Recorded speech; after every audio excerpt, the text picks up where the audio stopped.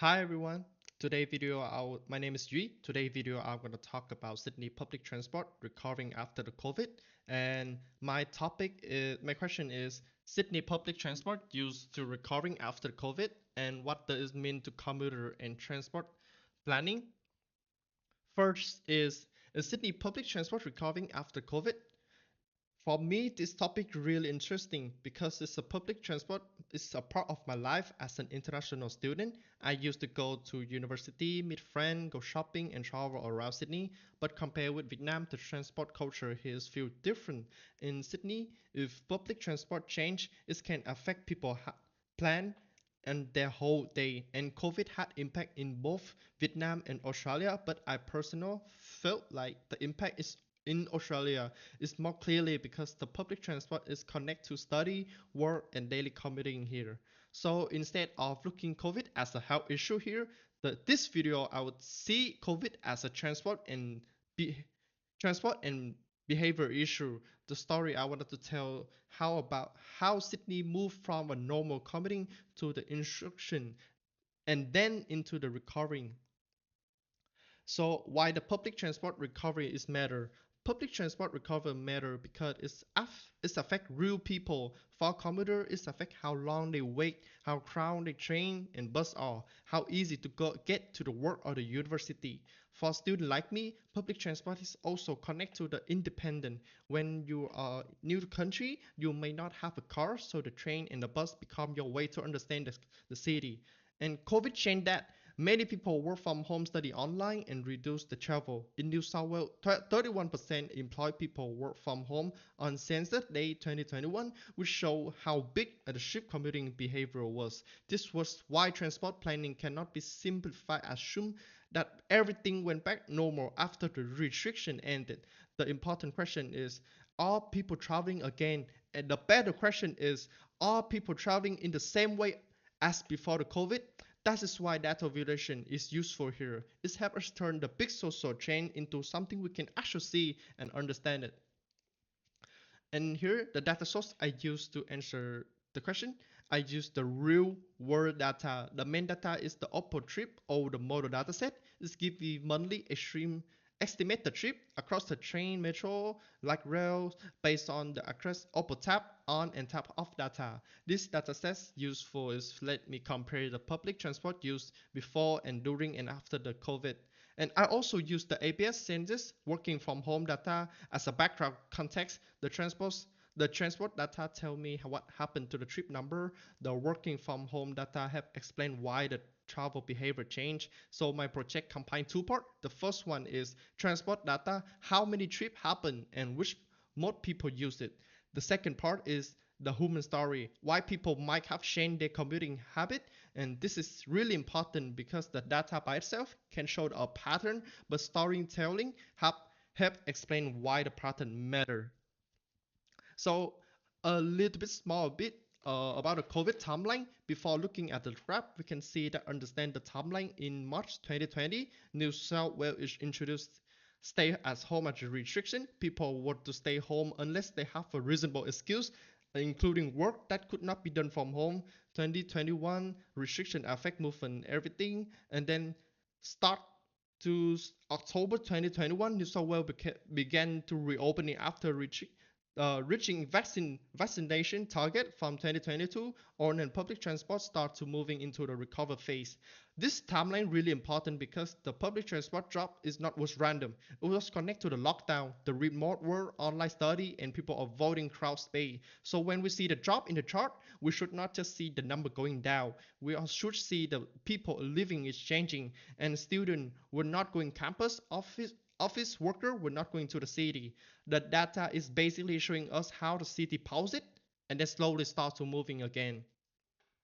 Overall, the public transport use usage over time. This chart shows the annual public transport trip from 2017 to 2014, 2024. Before the COVID, the trend was strong. Public transport trip was increased 2017 to 2019, and 2019 become pre-COVID peak, which around like 753 million trip. Then the story changed. The 2020 trip dropped sharply in 2021. They fell even further, reaching the lowest point in this analysis. This is the movement, the moment where the chart connected directly to the real life. It shows period when people stop commuting, change their routine, or stay home.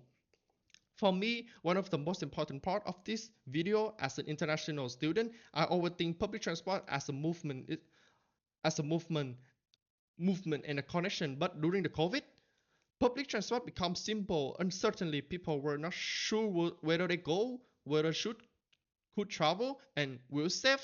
Then from 2022 to 2023, the trust showed recovering trip increased again, and by 2023, Sydney public transport have recovered strongly. But the recovery is not complete.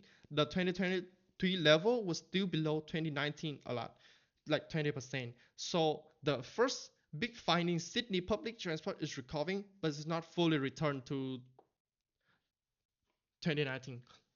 And now recovering compared to 2019, to make a recovery clear, I calculate a recovery percentage, use 2019 as a baseline. I use 2019 because this was last full year, because COVID disruption, and this calculation 2019 will be equal 100%.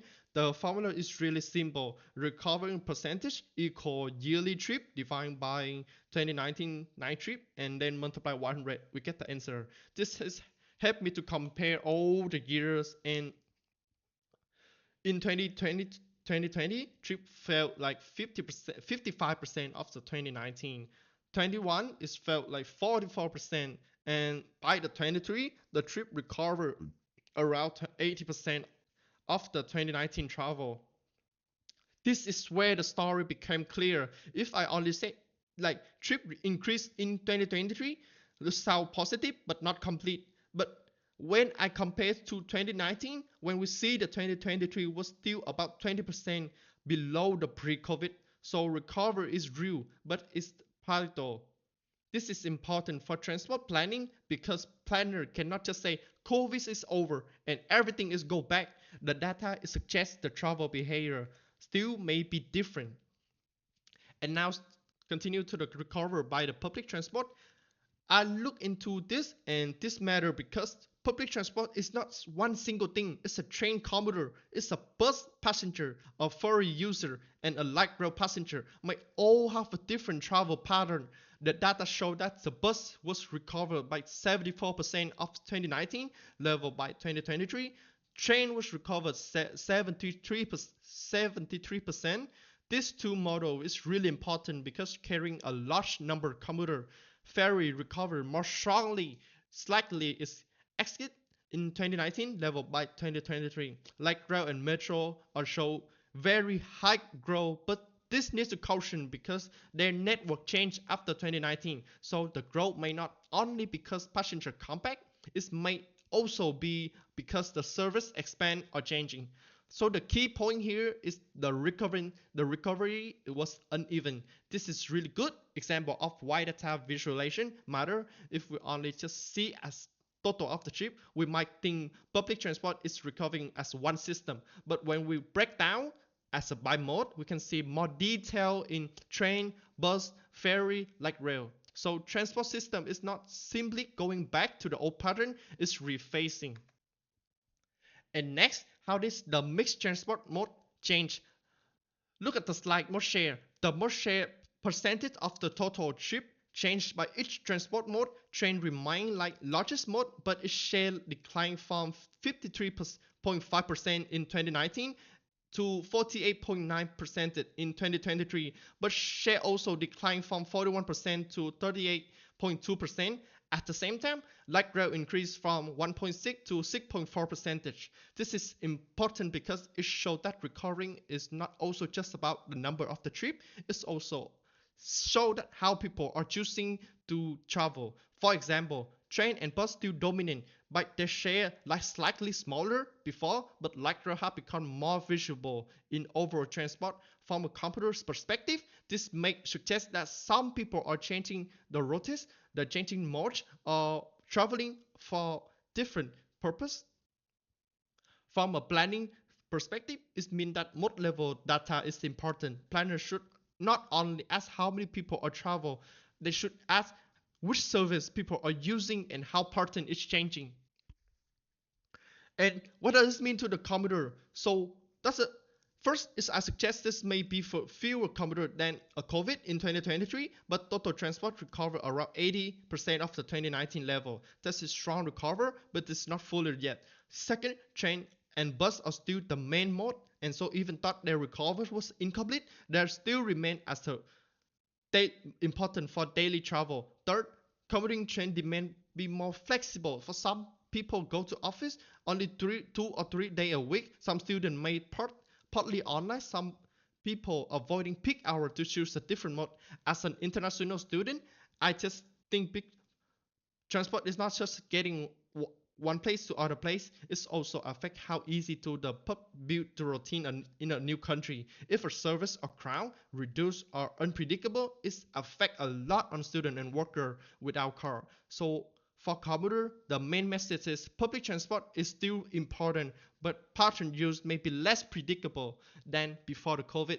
So what is the research and mean for the transport planning for the this one? Before the COVID, planner could rely more on heavily traditional peak hour commuting pattern, but after COVID, hybrid work or change travel habit may demand is spread differently across to the week and across to the transport mode.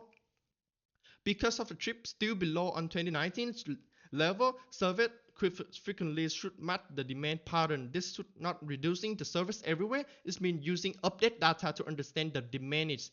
Train and bus still need to priority because they are remain at a large, but model planning is also recovering. What's different across train, bus, ferry, light rail, and metro?